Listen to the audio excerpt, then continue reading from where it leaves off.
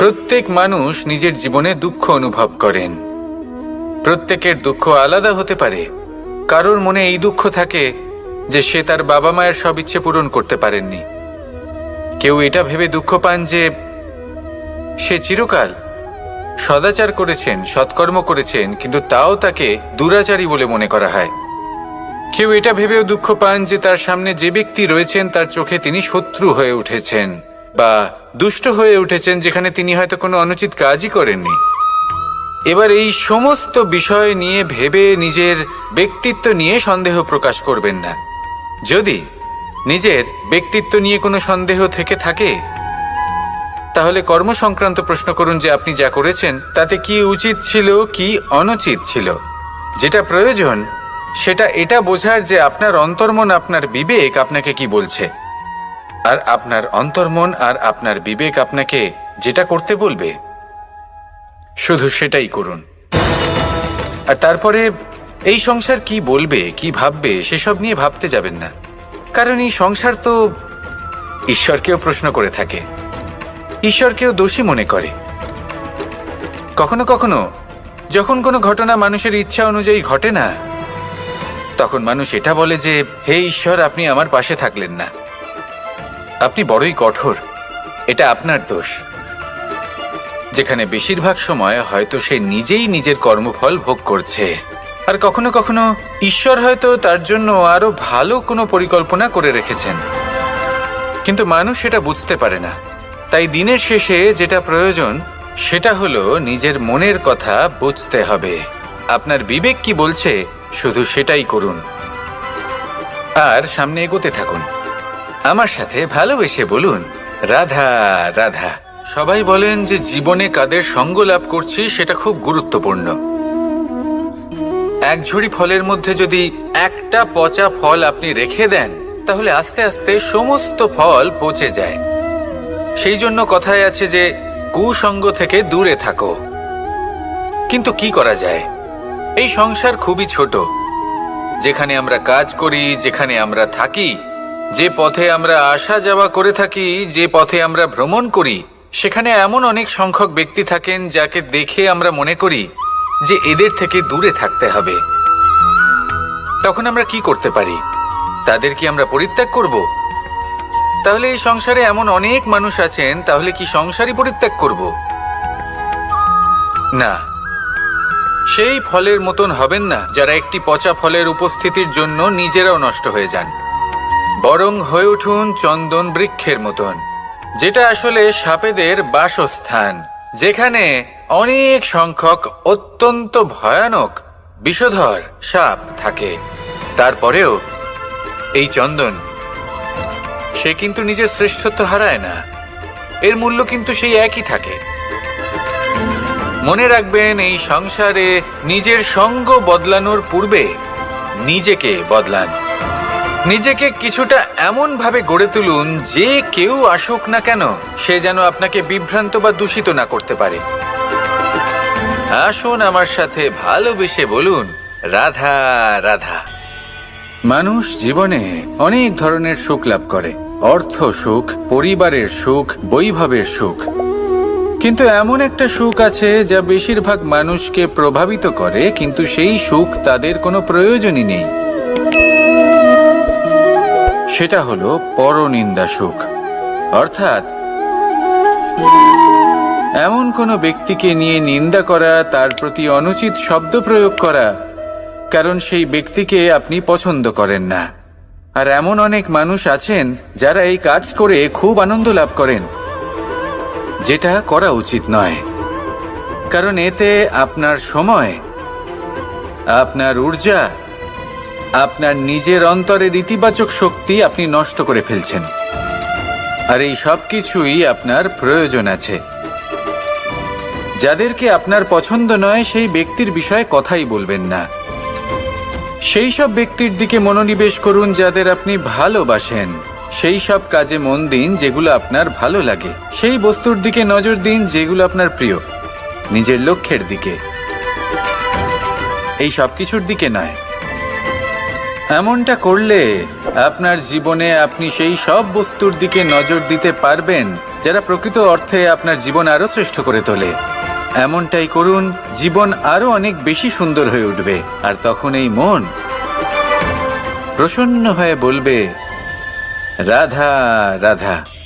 আজ আমরা আবার সাফল্য আর অসফলতার বিষয়ে কথা বলবো। সফল ব্যক্তি কে হয় এবং অসফল ব্যক্তি কে হয়, এই বিষয়ে আমরা আগে অনেকবার কথা বলেছি। প্রত্যেক ব্যক্তি সাফল্য লাভ করতে চান, কিন্তু প্রত্যেক ব্যক্তি সাফল্য লাভের এই কাজে সফল হতে পারেন না। এবার এটা কেন হয়, এর পেছনে কারণটা কি? কারণ হলো ভয়। সফল ব্যক্তি হলেন তিনি যিনি নিজের সিদ্ধান্ত দ্বারা এই সমস্ত সংসারকে বদলে দিয়ে থাকেন, এবং অসফল ব্যক্তি হলেন তিনি যিনি এই সংসারকে দেখে এর বিষয়ে ভেবে নিজের সিদ্ধান্ত বদলে ফেলেন। প্রয়োজন হলো নিজের লক্ষ্যের বিষয়ে ভেবে দেখার, পথের বিষয়ে ভেবে দেখার। একবার যদি আপনি পথ নির্বাচন করে থাকেন, সেই পথে অগ্রসর হতে থাকুন আর তাতে অটল থাকুন। সবসময় দৃঢ় প্রতিজ্ঞ হন। আপনি যদি কোনো পথে টিকে থাকেন আর নিরন্তর পরিশ্রম করতে থাকেন, তবেই আপনার জীবনে সাফল্য আসবে। যদি কথায় কথায় লোকে কি ভাববে, লোকে কি বলবে, একথা ভেবে নিজের সিদ্ধান্ত পাল্টান, তাহলে কখনো নিজের লক্ষ্যে পৌঁছতে পারবেন না। আসুন আমার সাথে ভালোবেসে বলুন, রাধা রাধা। মানুষের 6টি বড় শত্রু রয়েছে, আর এরা অন্য কোথাও নয়, বরং মানুষের অন্তরেই বাস করে।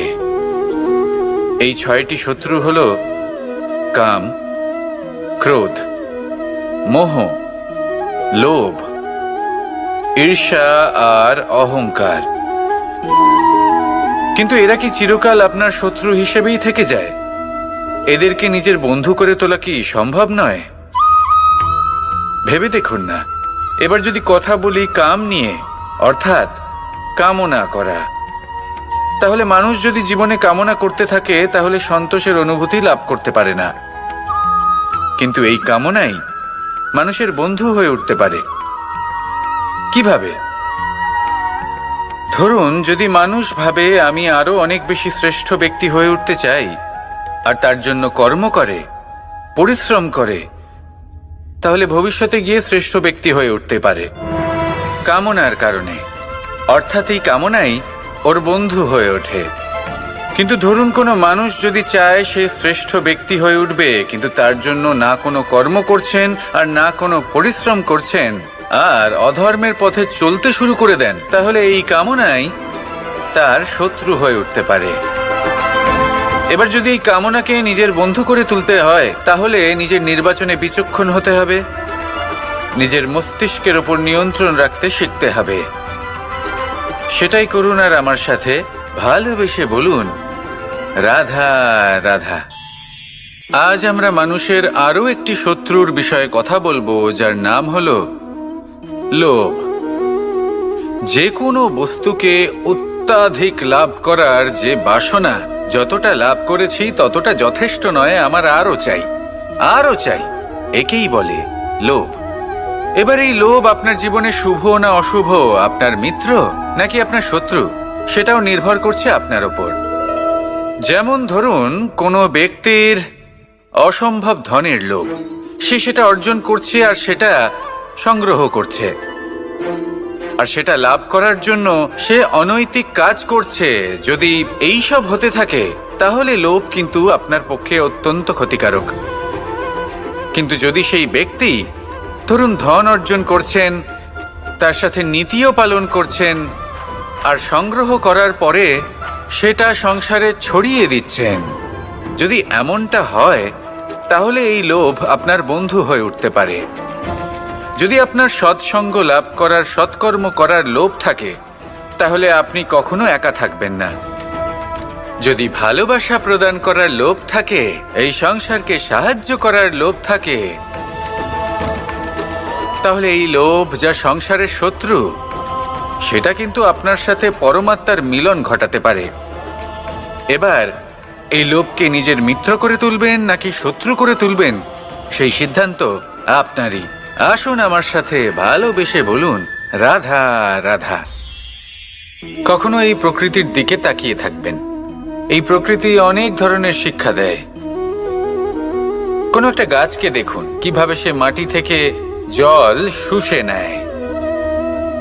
সে ঝড় হোক বা হোক কড়া রোদ সব সহ্য করে এবং অবশেষে সে ফল ধারণ করে। আর সেই ফল উৎপন্ন করার পরে সে ফল কিন্তু সে নিজে গ্রহণ করে না, এই সংসারকে প্রদান করে, যাতে পশু পাখি মানুষ তারা এই ফল গ্রহণ করে শক্তিশালী হয়ে উঠতে পারে, সুস্থ থাকতে পারে। সেভাবেই নদী, সরোবর এরা নিজেরাও কিন্তু নিজেদের জল গ্রহণ করে না, মাটিকে প্রদান করে, পশু পাখিকে প্রদান করে। সূর্য নিজেও নিজের জন্য প্রজ্বলিত হয় না, সে প্রকাশ ছড়িয়ে দিতে চায় আমাদের সবার কাছে, সে আলো পৌঁছে দিতে চায়। এই প্রত্যেকের কর্মে পরমার্থ নিহিত আছে, আর সেই জন্যই এদের সকলকে পুজো করা হয়। তাই মনে রাখবেন, আপনার কাছে জীবন যাপনের অতিরিক্ত যা কিছুই আছে তা পরমার্থের জন্য। তাহলে তার সদ্ব্যবহার করুন আর আমার সাথে ভালোবেসে বলুন, রাধা রাধা। পরিবর্তন, এটা হলো সৃষ্টির অমূল্য নিয়ম। এই সংসারে সবকিছু সময়ান্তরে পরিবর্তিত হয়, এই সময়ও পরিবর্তিত হয়। পরিবর্তন চিরকাল হয়ে এসেছে আর চিরকাল হতে থাকবে। কিন্তু এবার আমরা সেই পরিবর্তন কিভাবে লাভ করব যেটা আমাদের প্রয়োজন, যেটা আমরা চাই। আমরা জীবনে বিকাশ চাই। এই বিকাশ কিভাবে লাভ করতে পারি? এই প্রকৃতি কিন্তু আমাদের অত্যন্ত উত্তম উদাহরণ দিয়ে বুঝিয়েছে। একটি বিন্দুর উদাহরণ দিয়েছে যা ভবিষ্যতে একটা বিশাল নদীর আকার ধারণ করে। এটা কিভাবে হয়? মেঘ থেকে একটি বিন্দু ঝরে পড়ে সেই পর্বতের ওপর যেখানে হিম আছে। সেই হিমের সংস্পর্শে আসা মাত্র সেই বিন্দুর সাথে আরো বেশ কিছু বিন্দু যুক্ত হয়, তারপর তারা অগ্রসর হয়, আরো কিছু বিন্দু যুক্ত হয়, আস্তে আস্তে একটা ক্ষীণ ধারার রূপ ধারণ করে এবং সেটাই ভবিষ্যতে আরো এগোতে থাকে। অনেকটা যাওয়ার পর যখন অনেক সংখ্যক বিন্দু একসাথে যুক্ত হয় তখন সেটা বিশাল নদীর আকার ধারণ করে। এবার আমরা মানুষ বলে আমাদের সাথে এই নিয়মের অন্যথা হয় তা নয়। আমরাও এই প্রকৃতির অংশ, আমাদের ক্ষেত্রেও একই নিয়ম প্রযোজ্য। যখন পরিশ্রম করে অনেক সংখ্যক বিন্দু আমরা একত্রিত করব তখনই পরিবর্তনের নদী প্রবাহিত হবে। প্রয়োজন হলো নিরন্তর পরিশ্রম করা এবং ধৈর্য ধরা। এটা করতে থাকুন, জীবনে সব কিছু লাভ করতে পারবেন। কারণ প্রকৃতি আমাদের এটাই শিখিয়েছে, আর আমরা এই ব্রহ্মরই একটি অংশ, যার দ্বারা এই ব্রহ্মাণ্ড নির্মিত। আসুন আমার সাথে ভালোবেসে বলুন, রাধা রাধা। আমরা সকলে সামাজিক জীব। মানুষের সাথে দেখা সাক্ষাৎ করা এটা চিরকালই চলতে থাকে। আমরা কখনো কাউকে উপহার দিই, আবার কখনো কেউ আমাদের উপহার দেয়। কখনো কি এমন হয়েছে যে আপনি কাউকে একটা উপহার দিয়েছেন, কিছু সময় পরে বা কিছু মাস পরে সেই উপহারই ঘুরে ফিরে আপনার কাছেই এসেছে, অর্থাৎ সেই বস্তুটাই আপনার কাছে আবার ফিরে এলো? এরকম হয়। ছেলেবেলায় একদিন একজনের বিবাহ ছিল, তখন মা তাকে একটা উপহার দিতে চাইছিলেন। তাই তিনি একটা পোশাক বানালেন আর সেটাকে সুসজ্জিত করছিলেন। আমি দেখলাম আর জিজ্ঞেস করলাম যে, মা, এই পোশাক এত সুসজ্জিত করার কি আছে? তখন মা বললেন যে, কানাই, কখনো কাউকে এমনই উপহার দেবে, এমন প্রকারে দেবে যে সেটা যদি আবার ঘুরে ফিরে তোমার কাছে ফিরে আসে তাহলে যেন তোমার খারাপ না লাগে। এটাই কিন্তু হয় আমাদের ব্যবহারের সাথে, কর্মের সাথেও এবং আমাদের কথার সাথেও। তেমনই আচরণ করবেন যে আচরণ আপনি সহ্য করতে পারবেন। যদি মুখ থেকে কটু কথা বেরোতে থাকে তখন নিজেকে সংযত করে নিন। সেই শব্দই প্রয়োগ করুন যেটা আপনি তার বদলে শুনতে চাইবেন এবং আপনার দুঃখও হবে না।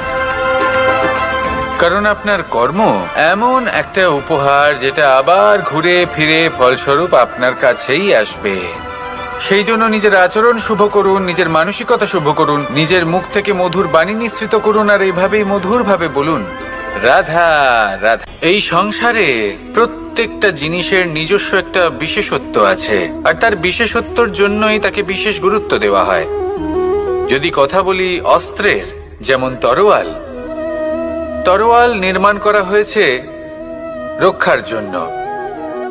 কত তাড়াতাড়ি সে সামনে উপস্থিত শত্রুকে নিধন করতে পারে। এবার এই তরোয়ালের কোন গুণটা দেখা প্রয়োজন? সেটার ধার। সেই বস্তুটি নয় যার মধ্যে এই তরোয়াল রাখা হয়। সেইভাবেই যদি আমি কথা বলি বাণের, তাহলে এটা প্রয়োজনীয় নয় যে সেই বাণ কতটা তীক্ষ্ণ, কতটা বলশালী। এটা দেখা প্রয়োজন যে তার আকারটা কেমন। সে কি বাতাস ভেদ করে নিজের লক্ষ্যে পৌঁছতে পারবে? সেটা বেশি গুরুত্বপূর্ণ। সেই জায়গাটা নয় যেখানে সেই বাণ রাখা হয়। ঠিক সেইভাবে যদি আপনি কোনো মানুষেরই মূল্য বুঝতে চান, তাকে পরখ করে দেখতে চান, তাহলে তার জাতি, তার ধর্ম, তার রূপ, তার আকার, সেগুলো দেখে তাকে পরখ করতে চেষ্টা করবেন না। তাকে পরখ এই সব কিছুর ভিত্তিতে করবেন না। তার স্বভাবটা দেখুন, তার গুণ দেখুন, তার প্রতিভা দেখুন, তার কর্ম দেখুন, কারণ এটাই সেই ব্যক্তির আসল পরিচয়। এটাই হলো তার অস্তিত্ব।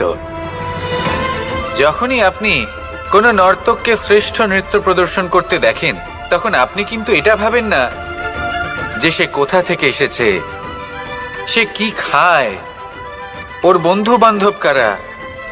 আপনি তার নৃত্য দেখেন, ওর শিল্প দেখেন, সেটারই প্রশংসা করেন, সেটাকেই সম্মান করেন। সেইভাবে এই সংসারে সকলকে সম্মান করুন। আর এই সম্মানের আধার হওয়া উচিত তার গুণ, তার স্বভাব, তার কর্ম, তার রূপ আর তার বেশভূষা নয়।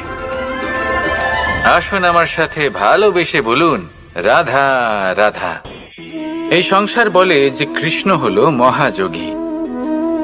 কেউ বলে যে কৃষ্ণ হলো সাংখ্যযোগের প্রবর্তক, কেউ বলে ভক্তিযোগের, কেউ বলে জ্ঞান যোগের, কেউ কেউ এটা মনে করেন যে অষ্টাঙ্গ যোগের প্রভু হলাম আমি।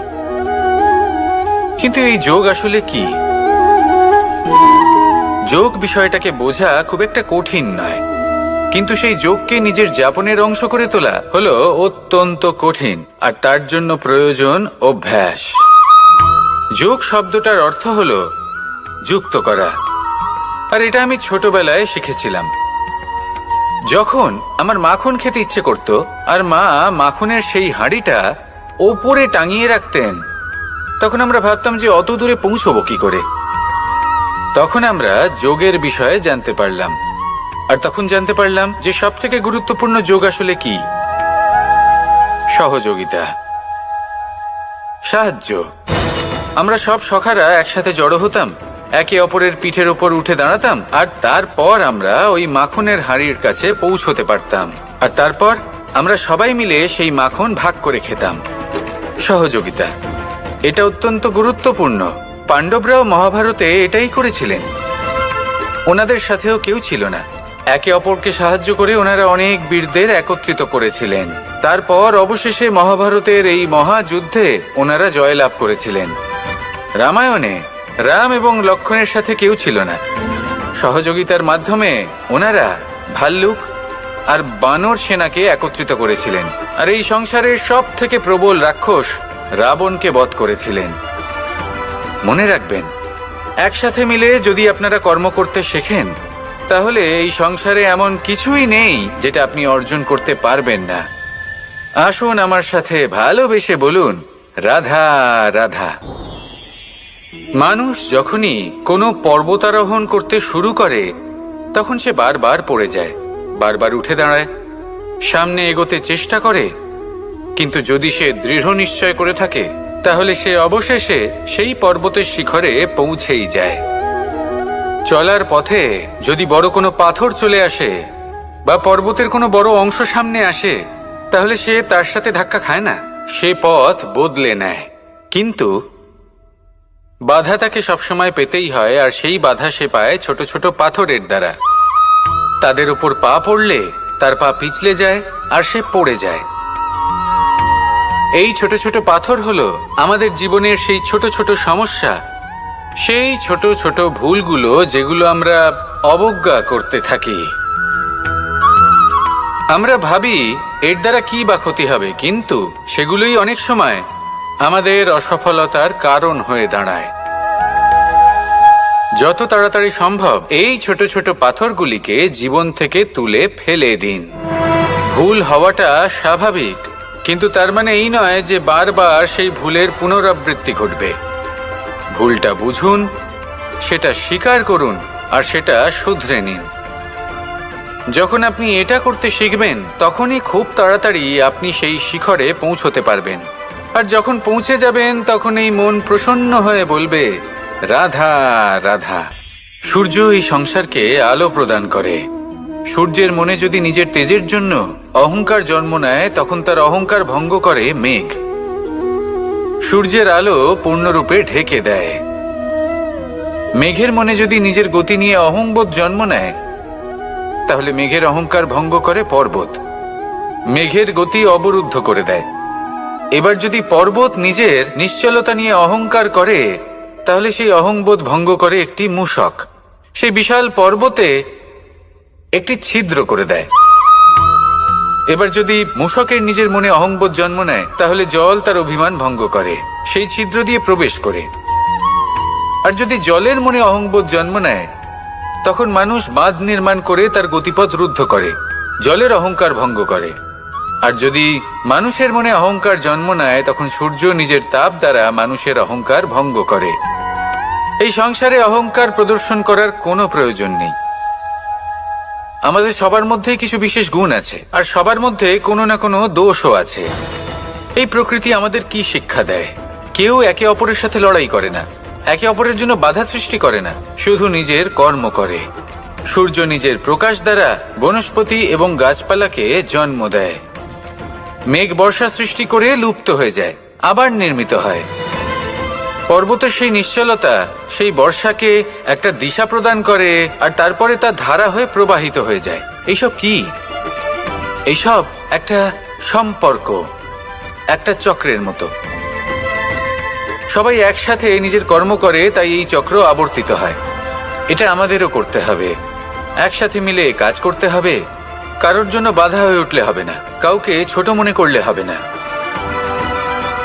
এটাই করতে থাকুন, সবাই মিলেমিশে কর্ম করুন। প্রকৃতি আমাদের এই শিক্ষাই দেয়। আসুন আমার সাথে ভালোবেসে বলুন, রাধা রাধা। আপনি কখনো পলাশ ফুল দেখেছেন? কি সুন্দর দেখতে, লাল রক্তবর্ণ, উজ্জ্বল, কিন্তু এতে কোনো সুগন্ধ নেই। সেই জন্য ওকে শুধু চোখ ভরে দেখতে ইচ্ছে করে।